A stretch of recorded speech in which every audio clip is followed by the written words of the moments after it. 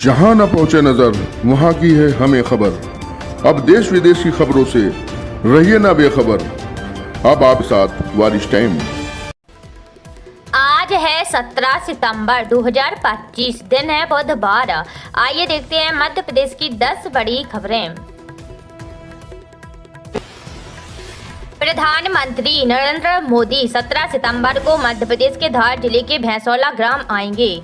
आपको बता दें, प्रधानमंत्री नरेंद्र मोदी 17 सितंबर को मध्य प्रदेश के धार जिले के ग्राम भैंसौला आएंगे। प्रधानमंत्री मोदी स्वस्थ नारी सशक्त परिवार एवं पोषण अभियान और आदि सेवा पर्व का शुभारंभ करेंगे।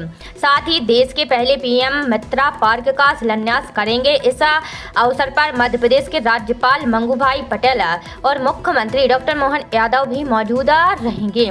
पीएम मित्रा पार्क से लगभग 3 लाख रोजगार सृजित होंगे। इसमें 1 लाख प्रत्यक्ष और 2 लाख अप्रत्यक्ष रोजगार शामिल होंगे। कपास आधारित उद्योगों के विस्तार से किसानों को उनकी फसल का 2 गुना मूल्य मिलेगा। यह अवसर केवल रोजगार तक सीमित नहीं रहेगा, बल्कि गांव-गांव तक आर्थिक गतिविधियों को गति देगा और स्थानीय बाजारों से लेकर निर्यात तक नई संभावनाएं पैदा करेगा।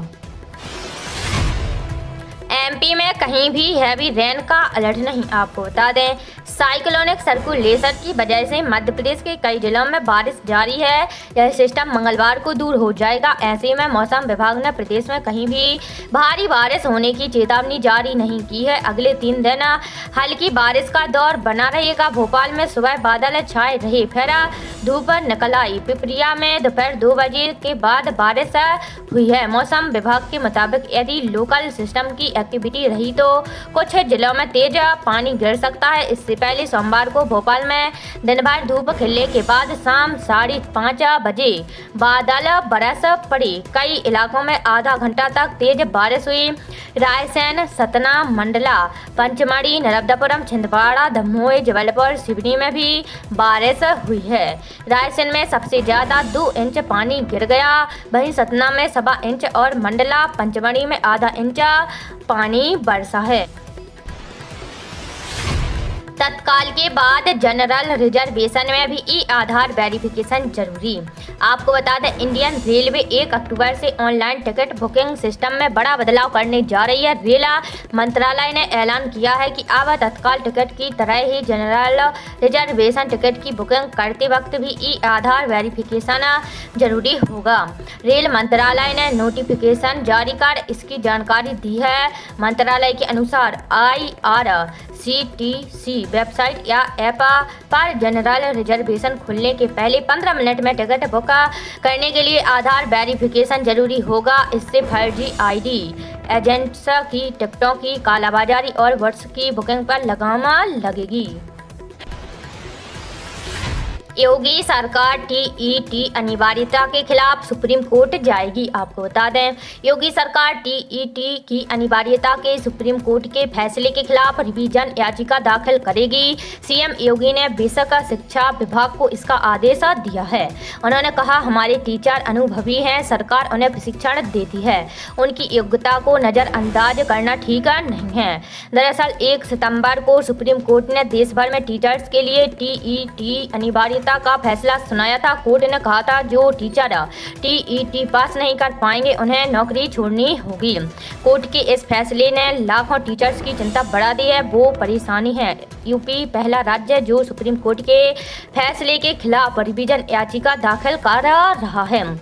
एक अनुमान के मुताबिक यूपी में बेसिक विभाग में करीब 2 लाख टीचर्स हैं जो कि टीईटी पास नहीं है। ये देश के किसी राज्य में सबसे अधिक संख्या है। ऐसे में सुप्रीम कोर्ट के फैसले से उनकी नौकरी पर संकट आ गया है। राज्य में पहली बार टीईटी 13 नवंबर 2011 को हुई थी।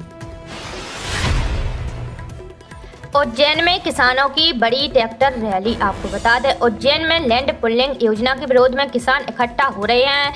किसान सिंगस्त में स्थायी सिटी बसाने के लिए लैंड पुलिंग का विरोध कर रहे हैं। साथ ही 15 सूत्रीय मांगों को लेकर आंदोलन कर रहे हैं। पुलिस ने प्रमुख मार्गों पर बैरिकेडिंग की है। किसान नेताओं ने चेतावनी दी है कि मांगों पर ध्यान नहीं दिया गया तो गांवों से दूध सब्जी की सप्लाई बंद कर दी जाएगी। उनका दावा है कि अब तक 2000 ट्रैक्टर ट्रॉली और 5,000 से अधिक किसान शहर में पहुंच चुके हैं। इस आंदोलन में 10,000 किसानों के पहुंचने का अनुमान है। हालांकि पुलिस प्रशासन इतनी संख्या की पुष्टि नहीं कर रहा है। इंदौर की सड़क दुर्घटना बेहद दुखद घटना की पुनरावृत्ति रोकने के होंगे पुख्ता प्रबंध। आपको बता दें, मुख्यमंत्री डॉक्टर मोहन यादव ने कहा है कि इंदौर में सोमवार की शाम हुई सड़क दुर्घटना बेहद दुखद है। राज्य शासन ने घटना को पूरी गंभीरता के साथ लिया है। दोषियों के विरुद्ध सख्त कार्रवाई की गई है। घटना की पुनरावृत्ति भविष्य में न हो, इसके पूरे इंतजाम किए जा रहे हैं। घटना की जाँच अपर मुख्य सचिव गृह द्वारा कराई जा रही है। जाँच के आधार पर आगे और भी कार्रवाई की जाएगी। मुख्यमंत्री डॉक्टर यादव ने घटना में मृतकों के प्रति शोक संवेदना व्यक्त करते हुए कहा कि मृतकों के परिजन को 4-4 लाख रुपए की आर्थिक सहायता दी जाएगी। साथ ही घायलों को 1-1 लाख रुपए की मदद दी जाएगी। घायलों के इलाज का पूरा खर्च राज्य शासन द्वारा वहन किया जाएगा।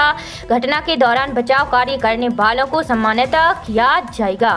मुख्यमंत्री डॉक्टर यादव ने मंगलवार को इंदौर के विभिन्न अस्पतालों में पहुंचकर घायलों से मिलने के बाद कलेक्टर कार्यालय में जिला प्रशासन, पुलिस और संबंधित विभागों के अधिकारियों और जनप्रतिनिधियों की संयुक्त बैठक ली है।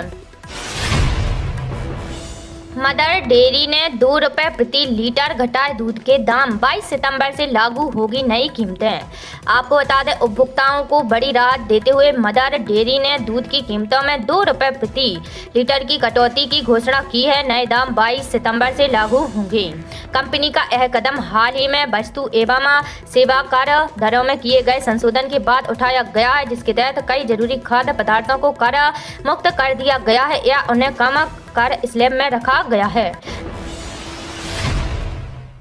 हरियाणा की महिलाओं के अकाउंट में 2100 रुपये नवंबर महीने से आएंगे। आपको बता दें, हरियाणा में लाडू लक्ष्मी योजना के तहत महिलाओं के खाते में 1 नवंबर से 2100 रुपये आने शुरू हो जाएंगे। प्रदेश के सामाजिक न्याय एवं अधिकारिता मंत्री कृष्णा बेदी ने इसकी पुष्टि करते हुए कहा कि 25 सितंबर को मुख्यमंत्री इसका ऐप लॉन्च करेंगे। इस दौरान जिलों में भी कार्यक्रम होंगे।